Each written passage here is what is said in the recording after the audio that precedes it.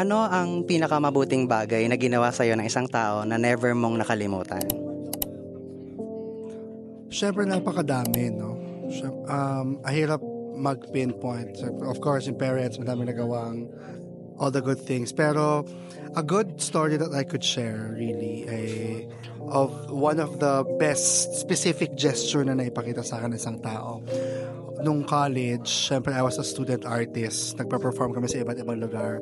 Nagpunta kami sa Bacolod or Iloilo. Tapos wala akong pera noon kasi libre naman lahat ng mga kaganap namin noon. The flights and everything, accommodation, libre lahat. Tapos, so I wasn't expecting to bring anything or buy anything para pampasalubong for my friends or for my family. Tapos nung namimili yung mga kasamahan ko, yung choreographer namin, namili din siya. Pinahawak na sa akin yung bag nung nasa airport na kami. Sabi niya sa akin, kasi medyo matapang yan. Baka maya, pahawak ako nito. So ako, hawak ko siya mula nung airport from Bacolod or Iloilo to Manila. Tapos maghihiwalay na kami. Sabi ko sa kanya, "Sir, ito yung pasalubong bag niyo, sa inyo na." Sabi niya, "Sa'yo na yan." In that tone. "Sa'yo na yan." Diba? Galit-galitan siya. Tapos yung parang, "Ala, sa akin to?" Grabe yun. Alam mo yun?